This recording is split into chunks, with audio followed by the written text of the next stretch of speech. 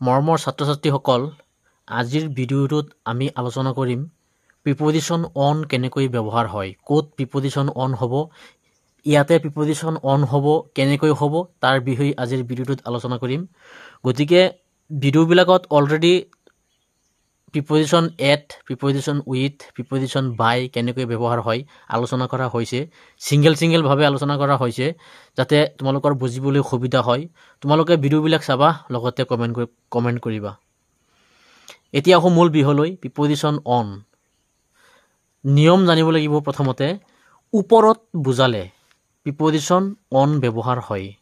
মানে ওপৰত মানে কি বুজা হৈছে ইয়াতে ওপৰত? তাৰমানে ধৰক মোবাইল এটা টেবুলৰ ওপৰত আছে বা কলমটো হাতৰ ওপৰত আছে, এনেকৈ ওপৰত বুজালে প্ৰিপজিশ্যন অন ব্যৱহাৰ হয়। মানে ওপৰত বুজালে আমি কি বুজি পাওঁ? যাতে ওপৰৰ বস্তুটো আৰু তলৰ বস্তুটো স্পৰ্শ কৰি আছে, মানে লাগি আছে, তেনেকুৱা ক্ষেত্ৰত আমি প্ৰিপজিশ্যন অন ব্যৱহাৰ কৰিম। ঠিক আছে। এতিয়া the book is dash the table, ব্ৰেকেটৰ ভিতৰত আছে এট ইন অন। ব্ৰেকেটৰ ভিতৰত 3টা দিয়া থাকিব, 2টা ভুল থাকিব, এটা শুদ্ধ থাকিব। শুদ্ধটোহে আমি বহাব লাগে। ইয়াতে কি হ'ব?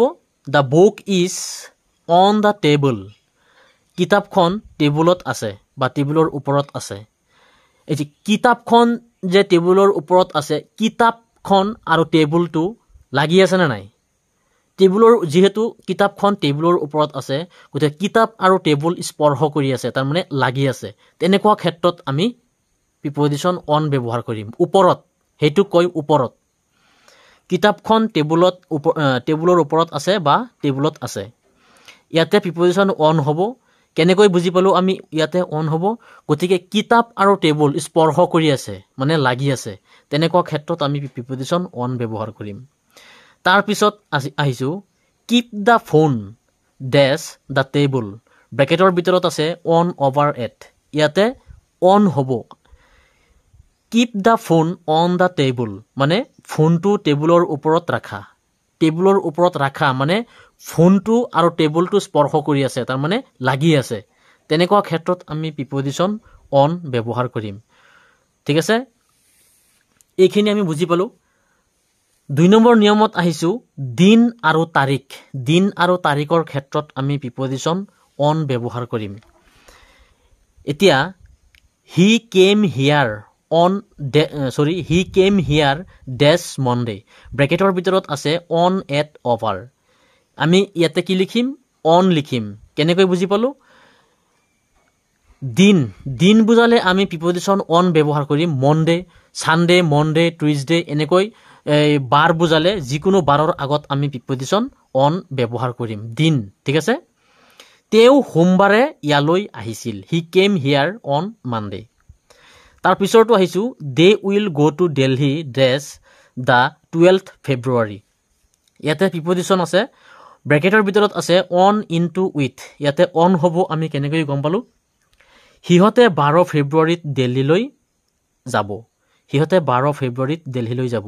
গতিকে 365 দিনৰ ভিতৰত প্ৰত্যেকটা দিন এটা এটা তাৰিখ। গতিকে এনেকুৱা তাৰিখৰ আগত আমি প্ৰিপজিশ্যন অন বহাম। ঠিক আছে। নেক্সট আহিছোঁ 3 নম্বৰ নিয়মত আহিছোঁ অনুষ্ঠান আৰু উৎসৱ। অনুষ্ঠান আৰু উৎসৱৰ ক্ষেত্ৰত আমি প্ৰিপজিশ্যন অন ব্যৱহাৰ কৰিম। He came at home dash this function, ব্ৰেকেটৰ ভিতৰত আছে ইনটু অন এট, ইয়াতে অন হ'ব। আমি কেনেকৈ বুজিলোঁ? দিছ ফাংচন এটা অনুষ্ঠান, গতিকে অনুষ্ঠানৰ আগত আমি প্ৰিপজিশ্যন অন বহাম। তেওঁ এই ফাংচনত ঘৰলৈ আহিছিল। ঠিক আছে।